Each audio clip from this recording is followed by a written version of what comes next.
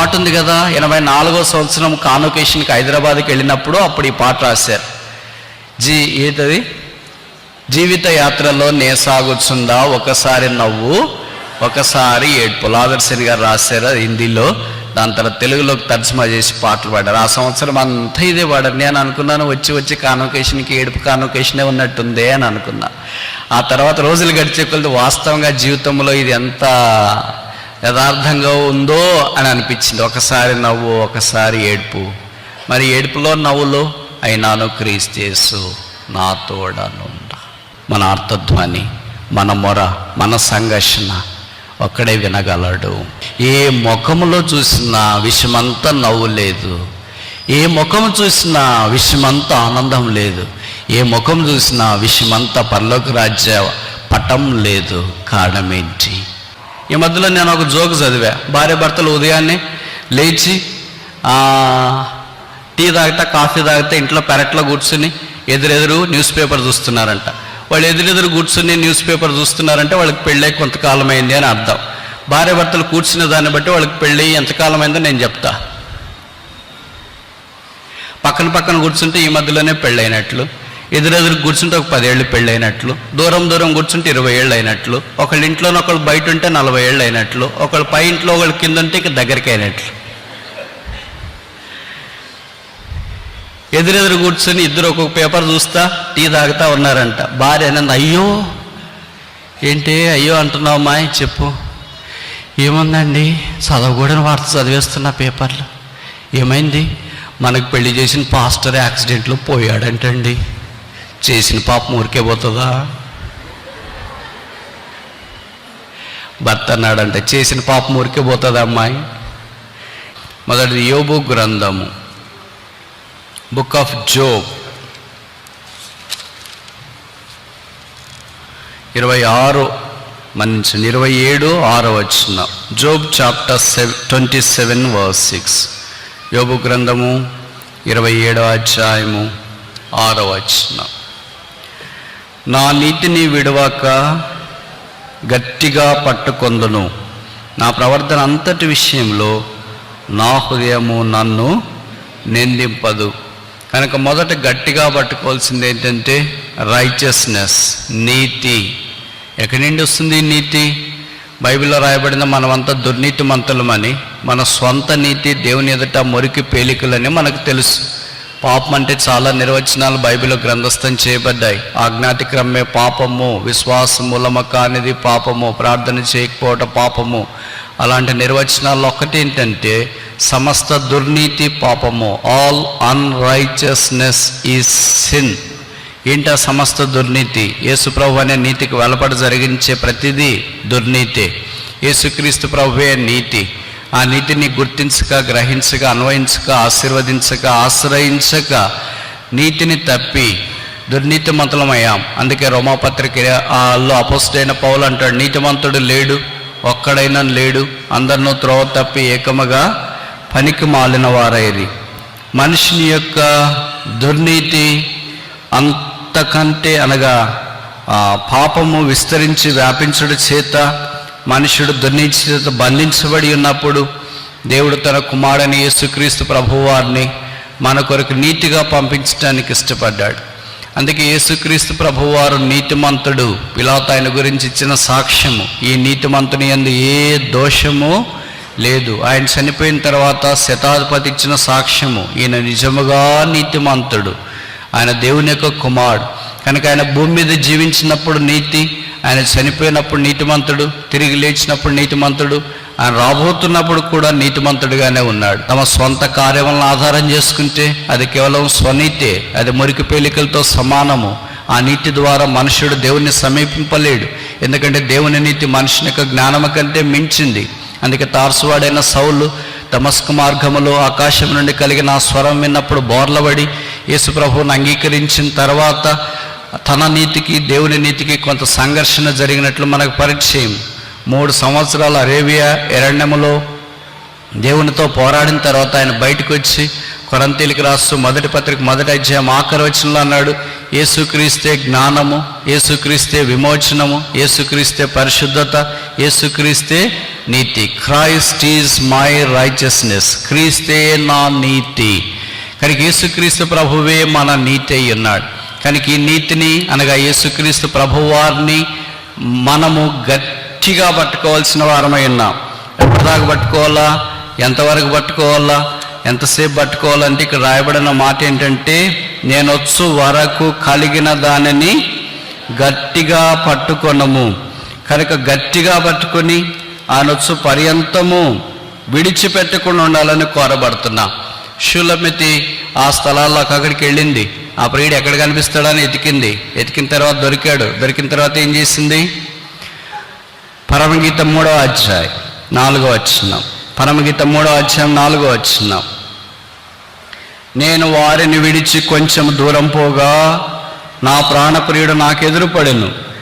వదిలిపెట్టక నేను అతన్ని పట్టుకొంటిని. కనుక ఎలాగ పట్టుకోవాలా? యేసుక్రీస్తు ప్రభువారిని వదిలిపెట్టక నేను అతనిని పట్టుకొంటిని. కనుక యేసుక్రీస్తు ప్రభువే మన నీతి కనుక ఆయనను మనం గట్టిగా చేపట్టుకొని వదిలిపెట్టుకుని ఉండాలని కోరబడుతున్నాం. అంటే ఆయన వదిలేసే పరిస్థితులు మనకి ఎన్నో వస్తాయి. ఎలాగ వదిలేస్తాము? ఒక ఆమె వచ్చింది కదా, భార్యాభర్తలు ఉన్నారు ఒక ఊర్లో, వారు గొప్ప ధనవంతులు, వాళ్ళకి పిల్లలు కూడా ఉన్నారు. అంటే నేను ఏదో కథ చెప్తున్నాను అనుకోవద్దండి, బైబిల్ కథే. అదే యోబు కథ. యోబుకి చాలా బాధలు వచ్చినాయి, విషాదాలు వచ్చినాయి, ఆ శరీరం కూడా దాదాపు కుళ్ళి కృషించేంత పరిస్థితి వచ్చింది. అప్పుడు ఆయన భార్య వచ్చింది. చెప్పిన మాట ఏంటంటే, నీవు ఆ దేవుణ్ణి దూషించి మరణము గమ్ము. అంటే అర్థం ఏంటి? విడిచిపెట్టు. ఇంకా దేవుని పట్టుకొని ఉన్నావేంటి? ఇన్ని కష్టాలు ఇంకా దేవుని దగ్గరికి వెళ్తున్నావేంటి? ఇన్ని కష్టాలు వచ్చిన మందిరం, ఎన్ని కష్టాలు వచ్చిన ప్రార్థన, ఎన్ని కష్టాలు వచ్చిన వాక్యం, ఎన్ని కష్టాలు వచ్చిన సేవ, ఎన్ని కష్టాలు వచ్చిన ఆరాధన, ఎన్ని కష్టాలు వచ్చిన పరిచయం, ఎన్ని కష్టాలు వచ్చినా ఇంకా పట్టుకొని ఉన్నావేని విడిచిపెట్టవచ్చు కదా. ఆయన బంధువులు, రక్త సంబంధికులు, ఇరుగు పొరుగు, భర్త, భార్య, ఇలాగ రకరకాల అనేవాళ్ళు ఉంటారు. యోబు లాంటి వాడినే భార్య అనగలిగిందంటే ఈ దినాల్లో మనల్ని అన్నారా? యోబు లాంటి వాడినే విడిచిపెట్టి అనే ప్రోత్సాహం వచ్చిందంటే మనలాంటి వాళ్ళని విడిచిపెట్టాను అనేవాళ్ళు ఉన్నారా? ఖచ్చితంగా ఉంటారు. కనుక దేవుణ్ణి విడిచిపెట్టు అనేవాళ్ళకి యోబు ఇచ్చే జవాబు ఏంటి? నువ్వు ఎలాగ మాట్లాడుతున్నావు? మూర్ఖురాలు మాట్లాడినట్లు మాట్లాడుతున్నావు. కనుక మీరు ఏమనుకోకూడదు, దేవుణ్ణి విడిచిపెట్టు అని చెప్పే వాళ్ళు ఎవరు? ఇది నేను చెప్పే మాట కాదు, బైబిల్లో రాసిన మాట. మూర్ఖులు అంటే ఏంటి? ఫూల్స్, అజ్ఞానులు, క్రూకెడ్ పీపుల్, పవర్స్ పీపుల్. మూర్ఖులకు ఈ తరం వారిలో నుండి మీరు వేరై మూర్ఖులైన యజమానులకు మీరు విధేయులు కలిగి ఉంది. కనుక లోకమంతా filled with all this crooked people, powers people. Crooked అంటే నేరుగా లేనిది. నేరుగా లేనిది ఏంటి? పాము నేరుకుంటుందా? ఎలాగుంటుంది మరి? వంకలు తిరిగి ఉంటుంది. అందుకే కదా దాని పేరు సర్పము అనేది. అది నేరకు రాదు, వంకలు తిరిగేసి వస్తుంది. అందుకే మన దగ్గర కూడా వాడు నేరకు రాకుండా వంకలు తిరిగేసి వస్తున్నాడు. దాన్నే క్రూకెడ్ అంటాం. మూర్ఖమకు వక్రజనము నుండి మీరు వేరాయి అంటే సాతాను యొక్క స్వభావం నుండి మనం వేరై దేవుని యొక్క అనుభవంలోనికి, నీతిలోనికి రావాలని మనం కోరబడుతున్నాం. ఈ ఏంటి ఆ నీతి? ఎలాగ మనం అర్థం చేసుకుంటాం? నాకు తెలిసి మనం దీన్ని అర్థం చేసుకోలేము. కానీ అర్థం చేసుకోవటానికి పరిశుద్ధాత్మ దేవుడు కొన్ని వాక్యాలు మన కొరకే పొందుపరిచిన తీరు మనకు పరిచయం. మీరు అనుమతిస్తే ఈ నీతిని గురించి 2 అలంకారాలు వాక్యంలో ప్రస్తావించబడ్డాయి కీర్తనల్లో. అవి మనం చూడటానికి ప్రయత్నం చేస్తాం. మొదటిది 71వ కీర్తన, Psalm 71 verse 19. 71:19, Psalm 71 verse 19. 71వ కీర్తన 19వ వచనం. దేవా, నీ నీతి మహాకాశమంత ఉన్నతమైంది. ఈ నీతిని గట్టిగా పట్టుకోవాలంట. ఆ నీతి యేసుక్రీస్తు ప్రభువుని చూసినాం. అది ఎంత ఉన్నతమైనది? మహాకాశమంత ఉన్నతమైనది. నిన్నే మనం చూసినాం. ఆకాశాలు 3. మనకు కనిపించే ఆకాశం 1, రెండవది మధ్యాకాశము, మూడవ ఆకాశము. మూడవ ఆకాశానికి అపోస్తుడైన పౌలు మాత్రం వెళ్ళాడు. మధ్యాకాశంలోనికి యేసు ప్రభు రాబోతున్నాడు. ఇప్పుడు మనకు కనిపించే ఆకాశమంతా ఆకాశ సమూహాలు ఉన్నాయి. సూర్యుడు, చంద్రుడు, నక్షత్రాలు, పాలపుంతలు ఇవన్నీ వ్యాపించున్నాయి. వీటన్నిటితో పాటు ఆకాశంలో తిరిగే శక్తులు కూడా పనిచేస్తున్నాయి.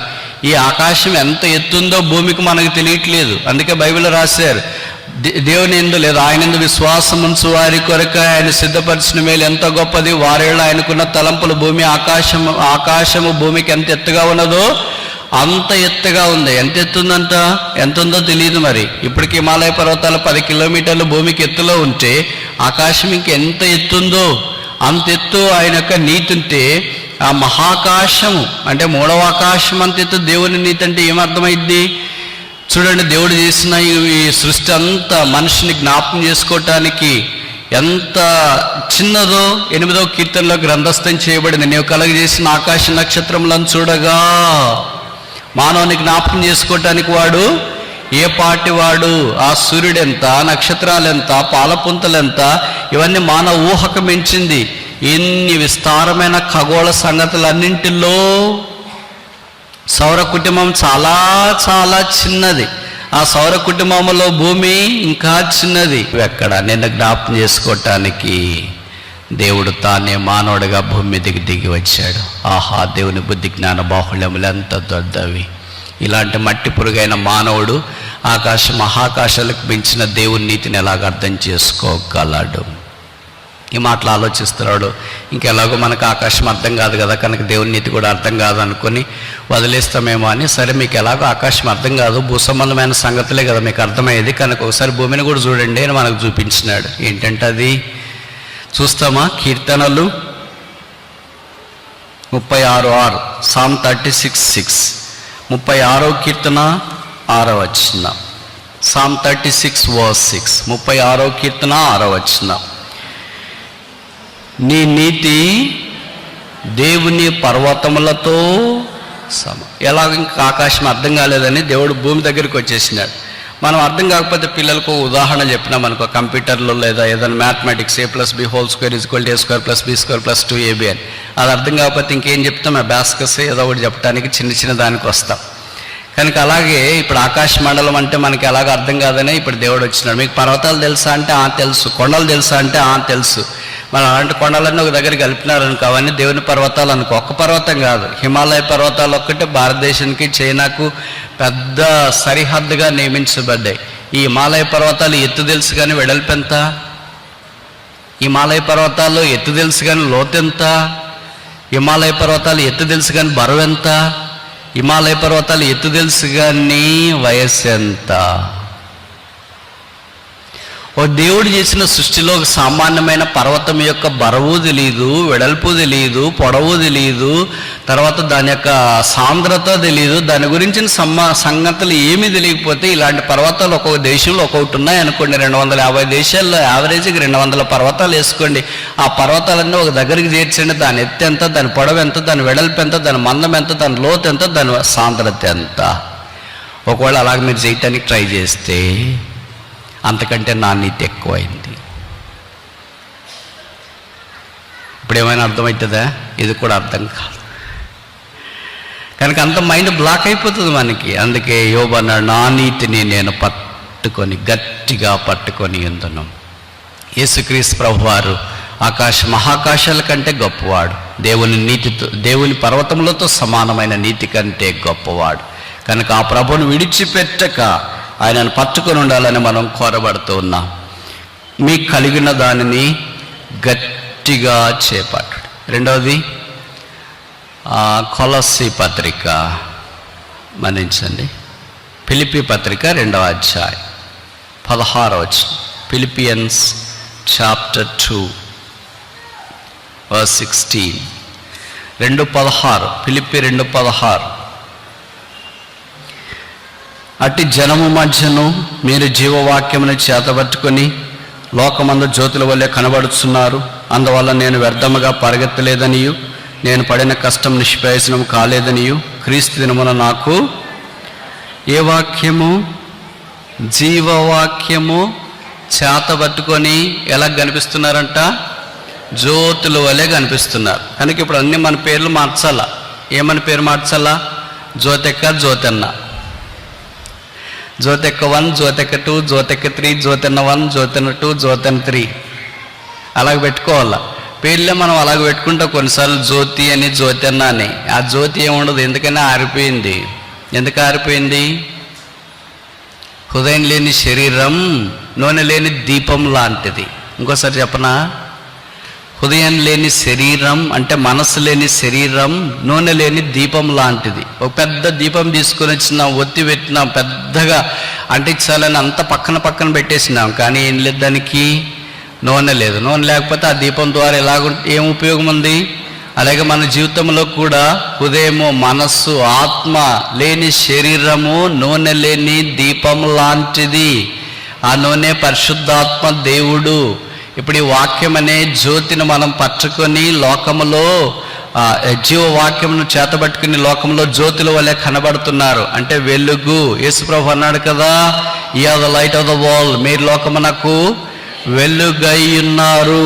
అలాగే యోహాన్ రాసిన మొదటి పత్రిక 1వ అధ్యాయం 5వ వచనంలో చెప్పబడింది, గాడ్ ఈజ్ లైట్, దేవుడు వెలుగై ఉన్నాడు. ప్రకటన 1వ అధ్యాయంలో చెప్పబడింది, లెట్ దెర్ బి లైట్, వెలుగు కలుగునుగాక. వెలుగు చాలా ప్రాముఖ్యం. వెలుగు కలుగునుగాక అనే దగ్గర మొదట వేరే చెప్పిండొచ్చు కదా, బంగారం కలుగునుగాక, వెండి కలుగునుగాక, ఇత్తడి కలుగునుగాక, రియల్ ఎస్టేట్లు కలుగునుగాక, ఏసీ కలుగునుగాక, భూమి కలుగునుగాక, నీళ్లు కలుగునుగాక, అలాగే చెప్పొచ్చుగా. వాటన్నిటికంటే ప్రాముఖ్యమైనది ఏంటి? వెలుగు. వెలుగు లేకపోతే ఏమి జీవించలేవు. సూర్యరశ్మి లేకపోతే మొక్కలు బతకలేవు. సూర్యరశ్మి లేకపోతే జంతువులు బతకలేవు. భౌతికమైన సూర్యుడు లేకపోతేనే ఎవరు బతకలేకపోతే, నీతి సూర్యుడు లేకపోతే ఎలాగ బతుకుతాం? కనుక నీతి సూర్యుని యొక్క వెలుగు మన జీవితాలకు ఎంతో అవసరం. అందుకే యేసుప్రభు అన్నాడు, నేను లోకమునకు వెలుగై ఉన్నాను, నా యందు విశ్వాసం ఉంచువాడు చీకట్లో నడవక జీవపు వెలుగు కలిగి ఉండును. కనుక ఆయన వెలుగులోనికి వచ్చిన మనము వెలుగైన యేసుని అంగీకరించి లోకంలో వెలుగుతూ ఉండాల. అనగా ఆత్మ ద్వారా దేవుని యొక్క కార్యము మనలో ప్రబలమై వ్యాపిస్తూ ఉండాల. దేవుని యొక్క వాక్యం అందరి దగ్గర ఉంది, కానీ వాక్యం కొంతమంది దగ్గర పనిచేస్తుంది, కొంతమంది దగ్గర పనిచేయట్లేదు. కొంతమంది దగ్గర పనిచేయటానికి కారణం ఏంటి? అక్కడ నూనె కనిపిస్తుంది. అంటే ఆత్మదేవుడు పనిచేస్తున్నాడు. ఆత్మ వాక్యాన్ని వాడుకొని మన అక్కడికి వెళ్తే మనకు మాట్లాడుతున్నాడు కనుక ఆ వాక్యం మనకు పనిచేస్తుంది. కొంతమంది దాన్ని పనిచేయడానికి ఇష్టపడట్లేదు కనుక ఆత్మను ఆర్పేసినారు, ఆత్మను నష్టపరిచినారు, ఆత్మను దుఃఖపరిచినారు కనుక వాక్యం మామూలుగా వచ్చినప్పుడు అది వెలుతురు లేని దీపముగా, నూనె లేని దీపముగా కనిపిస్తుంది. ఆ కారణాన ఇతరులకు మనమేమి సహాయం చేయలేని, ప్రకాశించలేని వారిగా ఉన్నా, చీకట్లో ఉన్న వారి దగ్గరికి దీపం తీసుకెళ్తే వెలగకుండా చీకటేగా, వెలిగే దీపం తీసుకెళ్తే ఇతరులకు వెలుగు కలిగిస్తుంది. కనుక క్రైస్తవ జీవితం ఈ చీకటి లోకములో, చెడ్డ దినాల్లో సామాన్యమైన ప్రజలుగా జీవిస్తున్న వారి మధ్యలో ఆత్మ సంబంధమైన వెలుగును తీసుకురావాలని దేవుని యొక్క అభిప్రాయం. ఆ వెలుగే లేకపోతే, ఆ దీపమే లేకపోతే చాలా నిర్మానుష్యం. అందుకే ప్రతి ఇంటికి స్త్రీ ఒక దీపం, ప్రతి సంఘానికి కుటుంబం ఒక దీపం, ప్రతి సమాజానికి సంఘం ఒక దీపం, ప్రతి సమాజం దేశమునకు ఒక దీపం, దేశం ప్రపంచానికి దీపం. సముద్ర తీరాన లైట్ హౌస్, దీపస్తంభం అని ఒకటి కనిపిస్తుంది. అది లేకపోతే సముద్ర ప్రయాణం చేసే నావికులకు కష్టం. అలాగే కుటుంబంలో భార్య, భర్త ఇలాంటి దీపాలు ఆరిపోతే, నూనె లేకపోతే ఆ ఇల్లు మనగడ సాగించడం కష్టం. అందుకే ఇద్దరు కలిసి దేవుడి కొరకు జీవించుట చాలా ప్రాముఖ్యం. నాదే మొదలైన ఒకళ్ళు, నాదే మొదలైన ఒకళ్ళు, ఒకళ్ళ దీపం మార్పుకొని ఒకళ్ళ దీపం పెట్టుకుంటే ఏం లాభం ఉంది? అందుకనే every family is a mini church. ప్రతి కుటుంబము ఒక చిరు దీపం లేదా చిన్న సంఘం. కుటుంబాలు బాగుంటేనే సంఘాలు బాగుంటాయి. సంఘాలు ఈ దినాన్ని భ్రష్టుపట్టిపోయినాయండి చాలామంది చెప్తుంటారు. సంఘాలు భ్రష్టుపట్టిపోవటానికి కారణాలు ఏంటంటే కుటుంబాలు భ్రష్టుపట్టిపోయినాయి. కుటుంబాలు భ్రష్టుపట్టిపోవటానికి కారణం ఏమంటే వ్యక్తులు భ్రష్టుపట్టిపోయారు. వ్యక్తులు భ్రష్టుపట్టిపోవటానికి కారణం ఎవరంటే వాళ్ళే.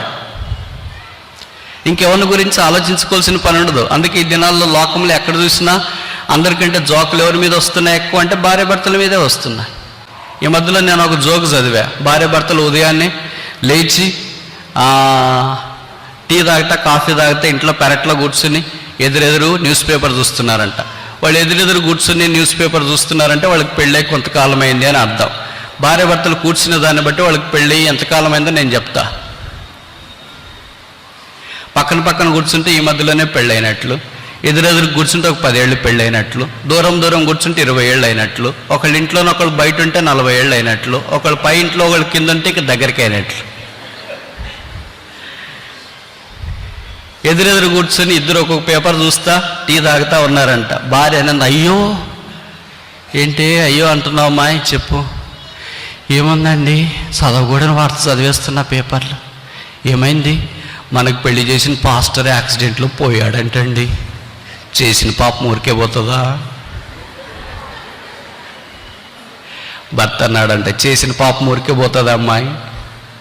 ఏం పాపం చేశాడు పాస్టర్ గారు? ఇద్దరికి పెళ్లి చేశాడు. కనుక జోకులన్నీ భార్య భర్తల మీదే సాధారణంగా పేలిపోతూ ఉంటాయి.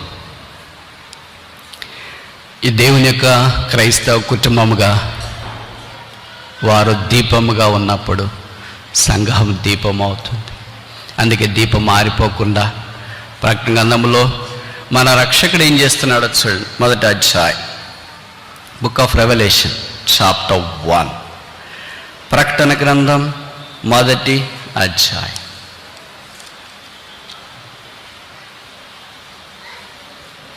ప్రకటన గ్రంథం మొదటి అధ్యాయం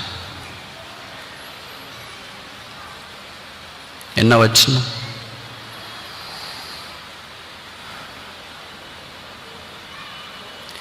13వ వచనం.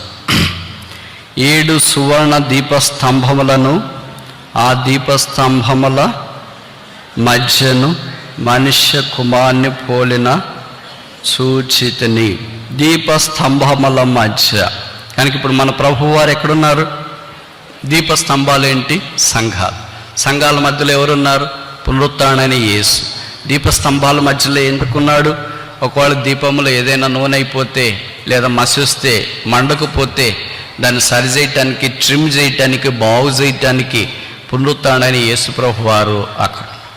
మనం పొయ్యికి మంట పెట్టామనుకోండి, మంట పెట్టే సంత తిరిగేసి వేరే వాళ్ళతో ఫోన్లో మాట్లాడితే అది ఇది వచ్చేటప్పటికి మంట అంతా ఆరిపోయి ఉంటుంది, అన్నమంతా పాడై ఉంటుంది. కనుక ఏం చేస్తాం? ఒక కన్ను దగ్గర పెట్టేస్తాం, ఆ మంట ఎలాగ తగులుతుందా లేదా, చక్కగా సరిపోతుందా లేదా అని. అందుకనే బైబిల్లో కూడా రాశాడు, ఒక కంసాలి కొలిమి దగ్గర వెండిన మూసలు వేసినప్పుడు ఎలాగ దగ్గరుండి చూస్తుంటాడో, అంటే టెంపరేచర్ ఉష్ణోగ్రత పెరిగిందా తగ్గిందా, కాన్స్టెంట్గా ఆప్టిమం టెంపరేచర్ ఉందా అనేది ఎలాగ చూస్తుంటాడో, అలాగ ప్రభువు కూడా మనల్ని మానిటర్ చేస్తూ ఉంటాడు. హెచ్చైనా తక్కువ ప్రమాదమే, తక్కువైనా ప్రమాదమే. ఇప్పుడు మనకి 50 డిగ్రీల టెంపరేచర్ దాటినా కష్టమే భరించడము, అలాగే ఇంకా తక్కువ 10 డిగ్రీలు తక్కువైనా కష్టమే. అందుకే మనకు ఆప్టిమం టెంపరేచర్ అనేది ఉంటుంది. కష్టాలు కూడా దేవుడు అలాగే ఎంత పెట్టాలో అంతే పెడతాడు. దాన్నే ఆప్టిమైజేషన్ అంటాం. అంటే దానికి అవసరమైన దాంట్లో, దానికి అవసరమైనంత విధానంలో ప్రభువు చేస్తుంటాడు. కనుక నాకే ఎక్కువ వచ్చినాయి, మా సంఘానికి ఎక్కువ వచ్చినాయి, మేమే ఇబ్బందుల్లో ఉన్నామని ఎవరూ బాధపడకుండానట్లు మనుష్య కుమారుని పోలిన ఒకడు 7 సువర్ణ దీప స్తంభముల మధ్య సంచరించుట నేను చూచితిని. అంటే ఈ సువర్ణ దీపాలు ఒక్కటే లేవు, ఆ ఒక్కటే కనిపించడం లేదు, వాటి మధ్యలో ప్రభువు ఉన్నాడు. ఆయన పునరుత్థానుడైన లేచినవాడు, మన మధ్యలో ఆయన సంచారం చేస్తున్నాడు. కనుక మనం ఆకాశ మండలంలోని జ్యోతుల వలె ప్రకాశించాలని కోరబడుతున్నాం. ఇప్పుడు 2 విషయాలు చూస్తున్నాం. నీ కలిగిన దానిని గట్టిగా చేపట్టుకో. మొదట ఏం చేపట్టాలా? నీతిని చేపట్టాలా, అంటే సాల్వేషన్, రక్షణ. రెండవది దేన్ని చేపట్టాలా? జీవవాక్యము, స్క్రిప్చర్స్, వాక్యము చేపట్టాలి. మూడోది ఏం చేపట్టాలా? హెబ్రీ పత్రిక 3వ అధ్యాయం, హెబ్రీస్ చాప్టర్ 3 వర్స్ 6 అనుకుంటా. హెబ్రీ పత్రిక 3వ అధ్యాయము 6వ వచనం. హెబ్రీ పత్రిక 3వ అధ్యాయము 6వ వచనం. హెబ్రీ 3:6. అయితే క్రీస్తు కుమారుడైంది, ఆయన ఇంటి మీద నమ్మకముగా ఉన్నాడు, ధైర్యమును నిరీక్షణ ఉత్సాహం తుదమట్టుకు స్థిరముగా చేపట్టిన ఎడలా. ఏది చేపట్టాలా? దేవుని మందిరమును, అనగా ధైర్యమును ఉత్సాహమును తుదమట్టుకు చేపట్టిన ఎడలా మనమే ఆయన ఇల్లు, శాంక్చురీ, పరిశుద్ధ స్థలము, దేవాలయము. ఈ ధైర్యము, ఈ పట్టుదల, దేవుని మందిరము అనేకసార్లు మనం విడిచిపెట్టే అవకాశం ఉంది. ఎందుకంటే మన పరిస్థితులు కొన్నిసార్లు అలా కనిపించుండొచ్చు. నెహెమ్యా దినాలు అలాగే ఉంది. అందుకే ప్రజలు అన్నారు, మేము మా దేవుని మందిరమును విడిచిపెట్టము. దేవుని మందిరాన్ని విడిచిపెట్టకుండా కారణం చేత వారికి కలిగే ఆశీర్వాదాలు అమోఘం. దేవుని మందిరాన్ని నేను విడిచిన తర్వాత బాగైనన్న వాళ్ళు ఎప్పటిదాకా నాకు ఎవరు కనిపించలేదు. నాకు తెలిసి 30 సంవత్సరాల పరిచయ ధర్మములో దేవుని మందిరాన్ని విడిచిపెట్టిన వాళ్ళు నష్టపోయిన వారిని నేను చూశాను, వ్యక్తులు కావచ్చు, కుటుంబాలు కావచ్చు. కానీ మేము దేవుని మందిరాన్ని విడిచిపెట్టి చాలా బాగయ్యాము అన్న వాళ్ళు నాకు తారసపడలేదు. ఎందుకంటే బహుశా ఉండరు అనుకుంటా. కొంతమంది చిన్న భిన్నం అయ్యారు. అంటే విడిచిపెడితే అలాగైతారు శాపమని నేను చెప్పట్లేదు, అలాగే చెప్పట్లేదు. ఉద్దేశం ఏంటంటే ఒక సహవాసంలో నుండి బయటికి వెళ్ళిన తర్వాత, కుటుంబంలో నుండి బయటికి వెళ్ళిన తర్వాత, మేఘంలో నుండి బయటికి వెళ్ళిన తర్వాత, గొడుగులో నుండి బయటికి వెళ్ళిన తర్వాత, ఆశీర్వాదంలో నుండి బయటికి వెళ్ళిన తర్వాత ఇంకెలాగ బాగవుతాం? భార్య ఒకవైపు, భర్త ఒకవైపు, కొడుకు ఒకవైపు, కూతురు ఒకవైపు, ఇంకా ఇతరులు ఒకవైపు, ఒక్కొక్క వైపు చిన్న భిన్నం అయిపోయి కుక్కలు జించిన ఇస్తరులాగా మారి వాళ్ళు చనిపోయిన తర్వాత వాళ్ళని తీసి పాత పెట్టడానికి కూడా మనుషులు వచ్చేవారు కరువైపోయారంటే తప్ప. అదే ఒక సంఘంలో ఒక సామాన్యమైన అనాదిగా ఉన్న సంఘం నీ దగ్గరికి వస్తుంది, నీ అక్కర్లో నీ కొరకు ప్రార్థన చేస్తుంది, నీకు సహాయం చేస్తుంది, నీతో పాటు నడుస్తుంది. ఒకళ్ళు నువ్వు చనిపోయినా నీ దగ్గరికి వచ్చి ఒక డీసెంట్ బరియల్ ఏర్పాటు చేస్తుంది. దేవుడు సంఘానికి ఇచ్చిన బాధ్యత ఇది, సంఘానికి ఇచ్చిన కృప ఇది. కనుక సంఘము యేసుక్రీస్తు ప్రభువారి యొక్క శరీరము, ఇది పెద్ద కుటుంబం. దీన్ని వదిలిపెట్టుకోవటానికి మనం ప్రయత్నం చేయకూడదు. అనేక సార్లు సంఘాన్ని మనం విడిచిపెట్టడానికి ప్రయత్నం చేస్తాం. అంటే బుద్ధిహీనులుగా ప్రవర్తించడానికి ఇష్టపడతాం. మనం పైకేమో చాలా బుద్ధిమంతులుగా అనుకుంటాం. ఎవరు చెప్పారు మనం బుద్ధిమంతులమని? అందుకే బైబిల్లో రాశారు కదా, జ్ఞానము. చూడండి, సామెతల్లో పరిచయమైన మాట సామెతలు, ప్రావర్బ్స్ 9వ అధ్యాయం 1వ వచనం, ప్రావర్బ్స్ చాప్టర్ 9:1, సామెతలు 9:1. జ్ఞానము నివాసమును కట్టుకొని దానికి 7 స్తంభములు చెక్కుకొనినది. అజ్ఞానం ఏం చేస్తుంది? ఆ 7 స్తంభాలని పాడు చేస్తుంది. జ్ఞానం ఏం చేస్తుంది? కడుతుంది. అజ్ఞానం ఏం చేస్తుంది? కూలగొడుతుంది. జ్ఞానం ఏం చేస్తుంది? స్థిరపరుస్తుంది. అజ్ఞానం ఏం చేస్తుంది? తోసివేస్తుంది. అందుకనే బైబిల్లో రాశారు కదా, దేవుని యొక్క వాక్యమును ఆధారం చేసుకుని ఎవరైతే తమ ఇంటిని కట్టుకుంటారో, అంటే బండ మీద పునాది వేయబడినట్టుగా కట్టుకుంటారో వారు జ్ఞానవంతులని. వర్షం వచ్చింది, గాలి వచ్చింది, దాని మీద కొట్టాయి, వరదలు వచ్చినాయి, కానీ ఆ ఇల్లు కూలిపోలేదు. ఎందుకంటే అది బండ మీద పునాది వేయబడింది. ఆ బండ క్రీస్తే. ఈ సంగమనకు శిరస్సు క్రీస్తే. వాళ్ళెవరు? బుద్ధివంతులు. మనం ఎలాగ ప్రవర్తిస్తాం? బుద్ధి లేని వారిగా ప్రవర్తిస్తాం. బుద్ధి లేదు అంటే చదువు లేదని కాదు అర్థము. కొన్నిసార్లు చదువుకున్న వాళ్ళకంటే చదువు రానోళ్ళే మేలని అనిపిస్తుంది. వాళ్ళకి ఎక్కువ జ్ఞాపక శక్తి, వాళ్ళకే గుర్తు, వాళ్ళే అన్ని చక్కగా ఎగ్జిక్యూట్ చేయగలరు. కొంతమంది చదువు వచ్చిన వాళ్ళు అంత చక్కగా వాళ్ళ వల్లే ఎగ్జిక్యూట్ చేయలేరు అంటే తప్పు కాదేమో. ఇప్పుడు దేవుని మందిరములో మనం బుద్ధి కలిగిన వాళ్ళమా, బుద్ధి లేని వారమా? ప్రభువారు జ్ఞానం కలిగిన వాడు, ఆయన దేవుని జ్ఞానము. Christ is the wisdom of God. బుద్ధిమంతుల వలె, జ్ఞానం కలిగిన వారి వలె ఆత్మ సంబంధమైన దేవుని మందిరము కట్టబడట్లో మనం ప్రయాసపడుతున్నామా? లేదా దేవుని మందిరాన్ని కూల్చుటలో, నష్టపరచుటలో, పాడు చేయుటలో ప్రయాసపడుతున్నాం? కట్టేవాడు ప్రభువు, కూల్చేవాడు సాతాను. అందుకే మత్తయి సువార్త 16:18 యేసు ప్రభు అన్నాడు, బండ మీద నా సంఘమును కట్టుదును, పాతాళలోక ద్వారములు దాని ఎదుట నిలువనేరావు. దైవికమైన బుద్ధిమంతులు ఉంటే మనం ఎంత బాగుంటాం. కడుపులో ఉన్నప్పుడు తల్లికి ఎంత భారమో పిల్ల, కడుపు బయటకు వచ్చిన తర్వాత భుజం మీద ఉన్నప్పుడు కూడా అంతే భారం. 9 నెలలు మోసి కన్నకు బిడ్డ కడుపులో ఎంత బరువు ఉందో భుజం మీద కూడా అంతే బరువు. అది తల్లి హృదయం, తండ్రి హృదయం. మనల్ని ప్రేమించి మన కొరకై శిలువ మీదకి వెళ్ళి రక్తము కార్చి చనిపోయి సమాధి చేయబడి తిరిగి లేచిన దేవునికి మనం భారమా? మన కష్టాల భారమా? మన దుఃఖం భారమా? మన అవమానం భారమా? మనమే అనుకుంటాం ఈ దేవుడు చేయలేడు, మా ఆయన్ని దేవుడు మార్చలేడు, మా ఆవిడని మార్చలేడు, మా సేవకుని మార్చలేడు, మా బోధకుని మార్చలేడు, మా పరిస్థితులు మార్చలేడు, ఇది దేవుడు చేయలేడు, ఇది దేవుడికి సాధ్యం కాదు, నేనే చేసుకోవాలా, నేనే భరించాలా, ఇది నా వల్ల అవుతుంది, ఇది దేవుడి వల్ల కాదు. అయ్యో, ఎంత బుద్ధిహీనం అయిపోయాం, ఎంతగా పడిపోయాం, ఎంతగా పతనం అయిపోయాం. ఆయన దగ్గరికి వచ్చినాము, రక్షణ పొందినాము, ఆనందంతో ఉన్నాము, ఆయనతో మనం యాత్రలో సాగిపోతూ ఉన్నాము. కానీ మన బరువు మనమే మోసుకున్నాం, మనల్ని మనమే చిక్కిపోయాం. అందుకే బీపీలు ఎక్కువైనాయి, షుగర్లు ఎక్కువైపోయినాయి, అనారోగ్యాలు ఎక్కువైపోయినాయి, ఒత్తిళ్ళు ఎక్కువైపోయాయి, పోరాటాలు ఎక్కువైపోయినాయి. ఏ ముఖములో చూసినా విషమంతా నవ్వు లేదు, ఏ ముఖం చూసినా విషమంతా ఆనందం లేదు, ఏ ముఖం చూసినా విషమంతా పరలోక రాజ్య పటం లేదు. కారణం ఏంటి? మన భారం మనమే మోస్తున్నాం. ప్రభు అన్నాడు, ప్రయాసపడి భారం మోసుకుంటున్న సమస్త జనులారా నా యొద్దకు రండి, నేను మీకు విశ్రాంతిని కలగజేస్తా. మా భారం ఎక్కడ మోస్తావులే ప్రభువా, ఇప్పటికే చాలామంది భారం మోసేసాం కనుక మా భారం మేమే మోస్తాం అని అనేకసార్లు మనమే బుద్ధిహీనంగా ప్రవర్తిస్తూ వచ్చినాం. మన బుద్ధిహీనతను ఒప్పుకొని క్షమాపణ పొంది ఆయన దగ్గరికి వచ్చి ఆయన పాదాల మీద పడాడు. ఆయన మీ విషయమై చింతించుచున్నాడు. దేవుడు చింతించడం ఏంటి? అవును, దేవుడు చింతిస్తాడు. దేవుడికి చింత లేదా అని ఒకడు ప్రశ్నించినారు. మేము నశించిపోతున్నాము, మీకు చింత లేదా? ఆయన చింత లేకుండా ఉంటాడా? బాధపడకుండా ఉంటాడా? Will you not worry about us? మన విషయమై ఆలోచించకుండా ఉంటాడా? ఒక తల్లి తండ్రి పెళ్ళైన తర్వాత పిల్లల కొరకు ప్రయత్నించి లేదా ప్రార్థిస్తున్నప్పుడు దేవుడు వారి గర్భాన్ని తెరిచి పిల్లలు ఇవ్వబోతున్నాడని వాళ్ళకి అర్థమైన తర్వాత పుట్టబోయే పిల్లల కొరకు ఎంత ప్రణాళిక ఏర్పాటు చేసుకుంటారు.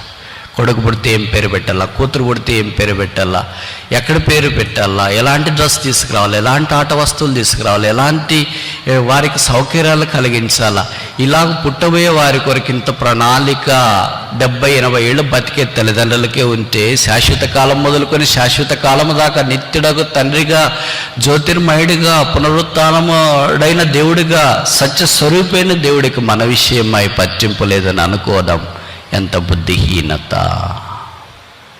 ఈ బుద్ధిహీనుడు నేనే, ఈ బుద్ధిహీనులు మనమే. ఈ బుద్ధిహీనులైన మనల్ని బుద్ధిమంతులుగా చేయట కొరకై ఆయన జ్ఞానం ద్వారా నివాసమును కట్టాడు, అదే సంఘము. రెండవ బుద్ధిహీనుడు ఎవరు? ఎక్కడో పోగొట్టుకున్నాడు, వెలుతురులో వెతుకుతున్నాడు. మనం ఎక్కడో పడిపోయాం. మన మిత్రులను రక్షించే విషయంలో, ప్రార్థన చేసే విషయంలో మనందరికీ తెలుసు. మీరు ఒప్పుకున్నా ఒప్పుకోకపోయినా మనందరం ఒక్క విషయంలో పడిపోయినా, అదేంటంటే ఇతరుల కొరకు ప్రార్థన చేయట. సమూయేలు అన్నాడు కదా, నేను మీ కొరకు ప్రార్థన చేయని యెడల నేను పాపం చేసిన వాడను. కనుక దేవుని సన్నిధిలోనికి వచ్చినప్పుడు ఆ విషయంలో మనం పాపం చేశాం. వారి కొరకు ప్రార్థన చేయటానికి బదులుగా, వారి విషయమై దేవుని సన్నిధిలోనికి తీసుకురావడానికి బదులుగా వారిని రకరకాలుగా మన మనసులో తలంచుకుంటూ వచ్చినాం. దీంట్లో మనం ఓడిపోయాం. ఎక్కడో పడిపోయి ఎక్కడో ఎతుకుతున్నాం. ఎలాగ దొరుకుతుంది? మూడవది ఏంటి?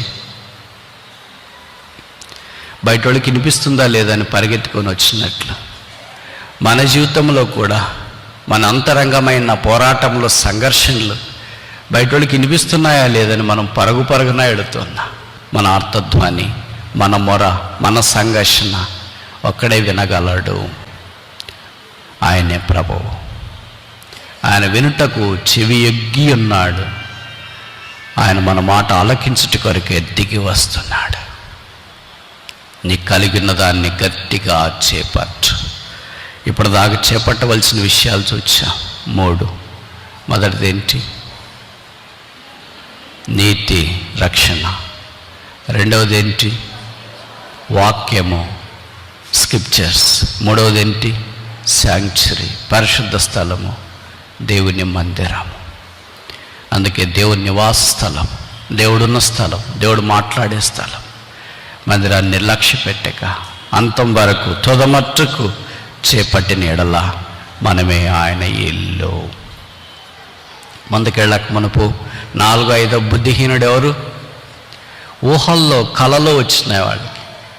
ఎవరికో సింహం ఉన్నట్లు, ఎవరికో మేకలు ఉన్నట్లు. విచిత్రం ఏంటంటే వాళ్ళిద్దరికి సింహం లేదు, మేకలు. కనుక మనం కూడా అలా అనుకుంటాం, నాకు కళలో ఇది వచ్చింది, నాకు దర్శనంలో ఇది వచ్చింది, వాళ్ళు వీళ్ళని కొట్టినారు, వీళ్ళు వాళ్ళని కొట్టినారు, వాళ్ళ ఆయన చనిపోయాడు, వీళ్ళ ఆవిడ చనిపోయింది, వాళ్ళ పిల్లలు చనిపోయారు. ఇవన్నీ నీకెందుకు వస్తాయా అని, నిన్ను గురించి రాకుండా వేరే వాళ్ళని గురించి నీకెందుకు వస్తాయి? నాకు ఆశ్చర్యం వేస్తుంది. వేరే వాళ్ళు చచ్చిపోయేది నీకెందుకు? వేరే వాళ్ళు బతికేది నీకెందుకు?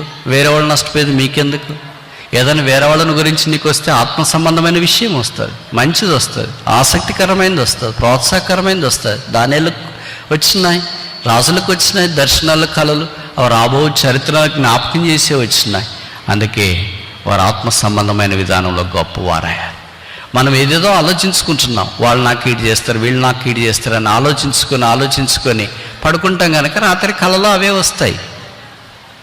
ఉదయం లేచిన తర్వాత వాళ్ళు ఇలాగ చేశారు, వీళ్ళు ఇలాగ చేశారు అని అనుకుంటాం. అలాగ మనము నష్టపోయి కృంగిపోయి దేవుని సన్నిధిలో నుండి దూరం అయిపోయా.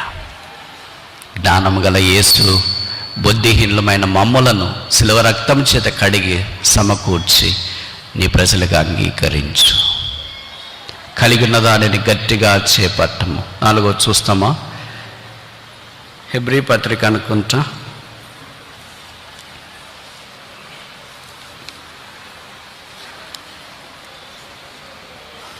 4వ అధ్యాయం 14వ వచనం. హెబ్రీ 4:14. హెబ్రీ పత్రిక 4వ అధ్యాయము 14వ వచనం. ఆకాశ మండలం గుండా వెళ్ళిన దేవుని కుమారుని యేసును గొప్ప ప్రధాన యాజకుడు మనకున్నాడు కనుక మనం ఒప్పుకొనిన దానిని గట్టిగా చేపట్టదాం. ఎందుకని 16వ వచనంలో కనుక మనం కనికరించబడి సమయోచితమైన సహాయం కొరకు కృప పొందినట్లు ధైర్యముతో కృపాసనము చేరదాం. గట్టిగా చేపట్టుకోవాలి. ఆయన మన ప్రధాన యాజకుడు ఏం చేస్తాడు? ప్రార్థన చేస్తాడు. కనుక మనం కూడా గట్టిగా చేపట్టుకోవాలంటే ఏం చేయాలి? ప్రార్థన గట్టిగా చేపట్టుకోవాలి. సప్లికేషన్, ప్రార్థన చేయటం.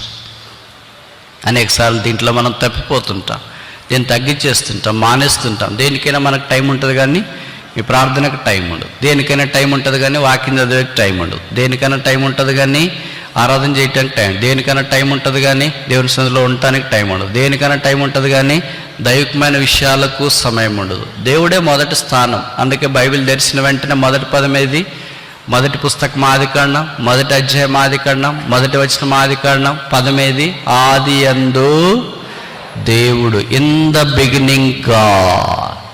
ఇన్ ద బిగినింగ్ గాడ్ అంటే మనం ఏమనుకుంటాం? ఎప్పుడో సృష్టిలో అనుకుంటాం. కాదు. ఉదయం తెరిచిన వెంటనే కూడా ఏంటి? In the beginning God. ఈ ఉదయం దేవుడే, ఈ వారం ఉదయం దేవుడే, ఈ నెల ఉదయము దేవుడే, ఆరంభములో దేవుడే. కనుక in the beginning God. For everything beginning is God, for everything ending is God. ప్రతిదానికి ఆరంభం దేవుడే, ప్రతిదానికి అంతము దేవుడే. కనుక everything starts with God and ends with God. దేవునితో ఆరంభించబడుతుంది, దేవునితో ముగించబడుతుంది. That which has not initiated by God will never be completed by God. దేవుని ద్వారా ఆరంభించబడింది దేవుని ద్వారా ముగించబడదు. Because God has no part with that act. ఎందుకంటే దేవుడికి దాంతో ఏం సంబంధం లేదు. God doesn't interfere such things. అయితే మనం ఆరంభించుకుంటే మనమే ముగించుకోవాలి. దేవుడు ఆరంభిస్తే దేవుడే దాన్ని ముగిస్తాడు. కనుక కార్య ఆరంభము కంటే కార్యంతము మేలు. అది జరిగించువాడు దేవుడే. దేవుడు ఆరంభిస్తే దేవుడు ముగించుకున్న మధ్యలో వదిలేస్తాడా? దేవుడు ఆరంభిస్తే దాంట్లో లొసుగులు ఉంటాయా? దేవుడు ఆరంభిస్తే దాంట్లో లోపాలు కనిపిస్తాయా? దేవుడు ఆరంభిస్తే అది మధ్యలోనే ఉంటుందా? మనుషుడు ఆరంభిస్తే ఎలాగుంటుంది? బబులోను గోపురాన్ని కట్టడానికి నిమ్రోద్ దినాల్లో ఆదికాండం 11వ అధ్యాయంలో సమస్త మనుషులందరూ చేరి వచ్చినారు. ఆకాశం అంటే గోపురం కడదాం అనుకున్నారు, కట్టడానికి పూనుకున్నారు. ఆ తర్వాత ఏమైపోయింది? మధ్యలో వదిలేసి వెళ్ళిపోయారు. ఎందుకంటే మనుషులు ఆరంభించినారు. మనుషులు ఆరంభిస్తే అలాగే ఉంటుంది. ఆ తర్వాత వాళ్ళు వెళ్ళిపోయారు. వారికి కలవరం వచ్చింది. Where there is no God there is confusion. దేవుడు లేని స్థలముల్లో వేర్ నో క్రైస్ట్, కన్ఫ్యూషన్. క్రీస్తు లేకపోతే కలవరం. Where there is a Christ and there is no confusion but church. అక్కడ దేవుని యొక్క సంఘము మనకు కనిపిస్తుంది. 5వది ఆఖరి చూసి ముగిస్తామా? తెస్సలోనికలు రాసిన మొదటి పత్రిక 5వ అధ్యాయం. 1 Thessalonians chapter 5 verse 21. 1 Thessalonians chapter 5 verse 21. తెస్సలోనికైలకు రాసిన మొదటి పత్రిక 5వ అధ్యాయము 21వ వచనము. ప్రవచించుటను నిర్లక్ష్యము చేయకుడి, సమస్తమును పరీక్షించి మేలైన దానిని చేపట్టుడి. గట్టిగా చేపట్టడి. Hold fast. ఇంగ్లీష్లో ఏం రాయబడి అంటే గట్టిగా చేపట్టుడు. మనకు తెలుగులో చేపట్టుడి, గట్టిగా చేపట్టుడి అని కొన్నిసార్లు రాయబడి. ఇక్కడ ఏం చేయాలంట? మేలైన దానిని చేపట్టుడి. మేలు చేయడం మన వల్ల కాదు కదా, దేవుడు ఒక్కడే మేలు చేస్తాడు కదా. అందుకే ఆయన పేరేంటి? ఉపకారి. ఆయన మేలు చేయట ఆయన నైజము, కీడు చేయట మన నైజము. మనుషులు 3 రకాలు, మీ అందరికి బాగా తెలుసు కదా. మొదటి రకం ఏంటంటే మంచికి మంచి చేసే రకం. రెండవ రకం ఏంటంటే చెడుకు చెడు చేసే రకం. మూడవ రకం ఏంటి? మంచికి చెడు చేసే రకం. ఈ 3 రకాల్లో మనం ఏ రకం? మొదటిదే, రెండవదే, మూడవదే. మన రకం ఇక్కడ లేదా? మొదటి రకం ఏంటి? మంచికి మంచి చేసేవాడు. రెండో రకం ఏంటి? చెడుకు చేసేవాడు, చెడుకు చెడు చేసేవాడు. మూడో రకం ఏంటి? మంచికి కూడా చెడు చేసేవాడు. మరి మనం ఏ రకమో తెలియదా మీకు ఇంతదాకా? నాకు తెలిసి మనలో చాలామంది 3వ రకం అనుకుంటాం.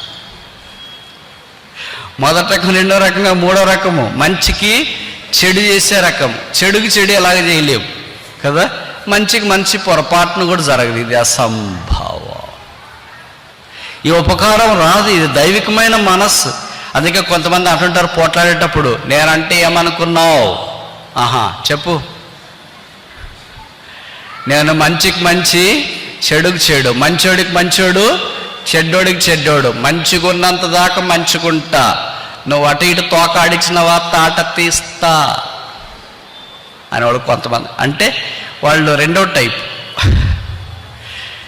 కానీ చెడుకు కూడా మంచి చేసేవాళ్ళు ఎవరు ఉంటారు? ఒకే ఒక్కడు, ఆయన పేరే దేవుడు. మనం ఆయనకంతా తిరుగుబాటు చేశాం, ఆయనకంతా చెడ్డ చేశాం, ఆయనకంతా విరోధంగా పాపం చేశాం. కానీ ఆయన ఏం చేస్తున్నాడంటే మంచి చేస్తున్నాడు. ఇప్పుడు ఆయన మన యుద్ధ నుండి ఏం కోరుతున్నాడంటే, సమస్తమును పరీక్షించి మేలైన దానిని చేపట్టుడి. అంటే డూ గుడ్.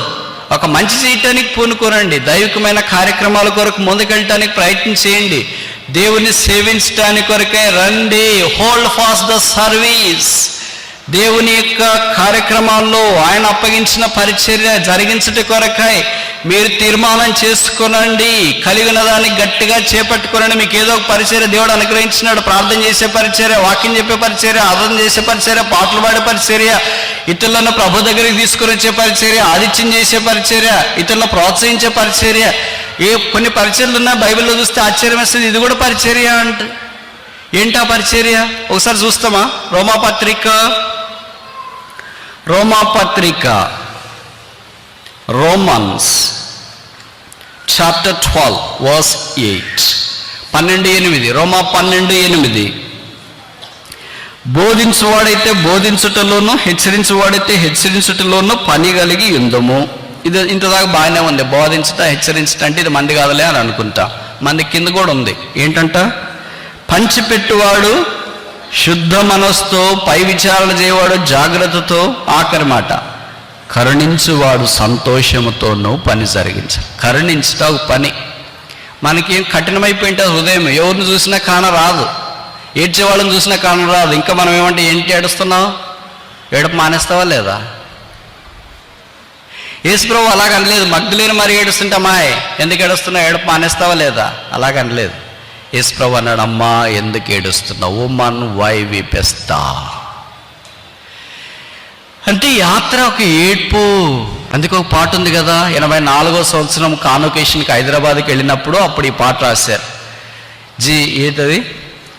జీవిత యాత్రలో నే సాగుచుందా ఒకసారి నవ్వు ఒకసారి ఏడ్పు. లాదర్శన్ గారు రాశారు హిందీలో.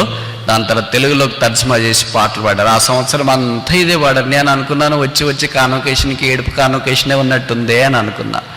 ఆ తర్వాత రోజులు గడిచే కొద్ది వాస్తవంగా జీవితంలో ఇది ఎంత యథార్థంగా ఉందో అని అనిపించింది. ఒకసారి నవ్వు ఒకసారి ఏడుపు. మరి ఏడుపులో నవ్వులో అయినాను క్రీస్తు యేసు నా తోడనుండా.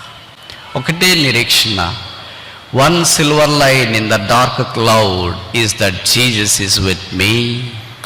నా చీకటి మేఘములో ఒకే ఒక ఆశా కిరణం, వెండి తార, యేసు నాతో కూడా ఉన్నాడు. యేసు ప్రభు నాతో లేకపోతే నేను ఇంక యాత్ర సాగించలేదు. అందుకే ఇక్కడ రాయబడింది కరుణించువారు. ఎలా కరుణించాలా? సంతోషముతో పని జరిగించాలి. కరుణించేది కూడా పనే అంట, పంచిపెట్టేది కూడా పనే అంట. మనకు పంచిపెట్టేదంటే డబ్బులు కాదు, వేరే ఏదో గిఫ్ట్ కాదు. భోజనం పంచిపెట్టమని ఇచ్చింటారు అనుకో, మనకి ఇష్టమైన వాళ్ళకి ముక్కలు ఎక్కువ పడతాయి, మనకి ఇష్టం కాని వాళ్ళకి గొంతులు కాళ్ళు అన్నీ పడతాయి, ఇంకా మనకు పూర్తిగా ఇష్టం కాని వాళ్ళకి వంకాయ పొటాటో పడుతుంది. ఏంటి ఇలా పడింది నాకు అంటే, ఏమో. ఇవన్నీ పక్షపాతం దేవుడు స్కాన్ చేయడని మీరు అనుకుంటారా? అనుకోవద్దు, పొరపాడుతున్నారు. పక్షపాతము చూపుట మంచిది కాదని బైబిల్లో రాశారు. కనుక పంచిపెట్టువాడు ఎలాగ పంచిపెట్టాలా? శుద్ధ మనస్సు. ఇంకా బాగున్నోళ్ళు వాళ్ళు తినకపోవచ్చు, వాళ్ళు తినే అవకాశం ఉంది, పేదలైన వాళ్ళకి తినే అవకాశం రాకపోవచ్చు. ఇదే వారు ఆశ పెట్టుకొని ఉండొచ్చు. అలాంటి వారు నోరు కొట్టడానికి ధైర్యం చేస్తావా? ఏ వ్యక్తి అయినా ఏ సమయంలోనైనా మనకు కనిపించినప్పుడు, పొరపాటు చేసినప్పుడు, క్రమశిక్షణ చేయటానికి ప్రయత్నం చేసినప్పుడు నోరు కొట్టడం భావ్యమా? నేను ఒక యూనివర్సిటీలో పనిచేస్తున్నా. అంతకు ముందుపు ఆ యూనివర్సిటీకి ఒక వైస్ ఛాన్సలర్ వచ్చినాడు. ఫ్యాకల్టీ అందరికీ మీటింగ్ పెట్టాడు, అంటే టీచర్స్ అందరికీ మీటింగ్ పెట్టాడు. మీటింగ్ పెట్టి ఇలాగన్నా, టీచర్లు అంటే నాకు గౌరవం, నేను కూడా టీచర్నే కనుక మీరంతా బాగా చేసుకుని బాగుపోయా, ఇంకా ఇవన్నీ మామూలుగా చెప్తూనే ఉంటారు కదా, హితబోధ. చివర్లు అన్నాడు, ఎవరైనా సమస్యలు తెచ్చినా, రాజకీయాలు చేసినా, ఇబ్బందులు కలిగించినా, అడ్మినిస్ట్రేషన్లో ఏదైనా మనపూర్వకంగా ప్రాబ్లమ్స్ క్రియేట్ చేస్తే వారి మీద చర్యలు ఉంటాయి. ఇది ఎగ్జార్టేషన్. ఈ చర్యలు ఉంటాయని చెప్తా అన్నాడు. ఎవరు ఏం చేసినా నేను వీపు మీద కొడతా కానీ కడుపు మీద కొట్టాను. ఇప్పటికి నా మాట గుర్తుంది. నేను ఎవరినైనా కానీ వీపు మీద కొడతా కానీ కడుపు మీద కొట్టాను. నా పైన ఉన్న అధికారి నా కడుపు కొట్టడానికి ఇష్టపడకపోతే, ఆత్మీయంగా మనం పైన వారము పేదల కడుపు కొట్టడం, వారిని కరుణించకపోవడం, వారి నోరు కొట్టడం, శుద్ధ మనసుతో వారిని సేవించకపోవడం ఎంతదాకా సమంజసం? దేవుడు మనల్ని కరుణించడానికి పిలిచినాడు, ఎందుకంటే మనం కరుణించబడ్డా. నువ్వు ఎలా క్షమించబడ్డావో వేరే వారిని కూడా మనం అలా క్షమించాలని కోరబడుతూ ఉన్నా. కనుక కరుణ దైవ నైత్యం. ఇప్పుడు ప్రభువును మనము మనకిచ్చిన పరిమాణంలో సేవించాలని కోరబడుతున్నా. ప్రభు అన్నాడు, నేను మీ కొరకు సిలువలో అప్పగించుకున్నాను. నా చేతులు సిలువకున్నాయి, నా కాళ్ళు చేతులు సిలువకున్నాయి, నేనే సిలువ మీద ఉన్నాను. మీరు వెళ్ళి నా కొరకు పని చేయండి. పని చేస్తామా? శుద్ధ మనస్తో కరుణిస్తామా? మంచి మనస్తో జాలి పడదామా? ఆత్మీయంగా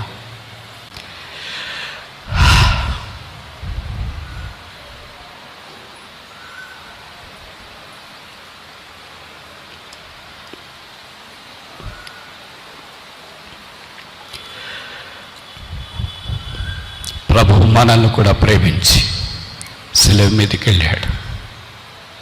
ఆయన చేతుల్లో మేకులు, ఆయన కాళ్ళలో మేకులు, ఆయన దేహం అంతా కూడా దెబ్బలు. ఆయన దగ్గరికి వెళితే, నేను నిన్ను రక్షించడానికి ఈ శిలువ, నిన్ను కాపాడటానికి రక్తము, నిన్ను విడిపించడానికి ఈ బాధ వేదన, నిన్ను విడిపించాను, నీ విడుదల పొందావు, ఇక వెళ్ళు, నీకు స్వేచ్ఛ వచ్చింది, నువ్వు ఎలాగైనా బ్రతకొచ్చు, వెళ్ళు వెళ్ళు వెళ్ళు. ఇప్పుడు మనము సంఘము ఆయన శిలువ యుద్ధ నుండి దూరంగా వెళ్ళిపోయి మన ఇష్టానుసారంగా బతకడమా? ప్రభు అంటున్నారు, నాకు 2 చేతులు లేవు, శిలువ కట్టేశాను. నాకు 2 కాళ్ళు లేవు, శిలువకు కట్టేశాను. నా దేహము లేదు, శిలువకు కట్టేశాను. కనుక ఇప్పుడు నువ్వేం చేస్తావు? శిలువను విడిచి పరిగెత్తేసి వెళ్ళిపోతావా? దగ్గరకు వచ్చి, ప్రభువా, నా 2 చేతులు నీవి కాదా, నా 2 కాళ్ళు నీవి కాదా, నా దేహము నీది కాదా, నీవు కాదని నేను ఎక్కడికి వెళ్ళగలను? ఇదిగో నీ శిలువ దగ్గరే నేను కుప్పు కూలిపోతున్నా, నన్ను వాడుకో. నా దేహం నీ దేహమే, నా కళ్ళు నీవే, నా చేతులు నీవే, నా కాళ్ళు నీవే, నా హృదయం నీదే, నా సమయం నీదే. నన్ను వెళ్ళిపోనొద్దు, నన్ను దాటిపోనొద్దు. ఈ సిలువను విడిచి ఎక్కడికి వెళ్ళగలను? సిలువ ప్రేమ కంటే మించిన ప్రేమేముంది? సిలువ రక్తము కంటే మించిన ప్రవాహమేముంది? సిలువ కంటే ఆకర్షించే శక్తి భూమి మీద ఏముంది? సిలువ కంటే మనిషిని ప్రోత్సాహపరిచే శక్తి ఏముంది? సిలువ కంటే కన్నీరు తుడిచే శక్తి దేనికుంది? సిలువ కంటే పాపిని ప్రేమించే శక్తి దేనికుంది? సిలువ కంటే మిగతాది అక్కున చేర్చుకునే శక్తి దేనికుంది? ఈ సిలువే ప్రపంచంలో భూమి ఆకర్షణ శక్తి కంటే మిక్కిలి విలువైన శక్తి కలిగినది. కనుక ఈ శక్తి కలిగిన సిలువ దగ్గరికి వచ్చాను, నన్ను పొమ్మనొద్దు.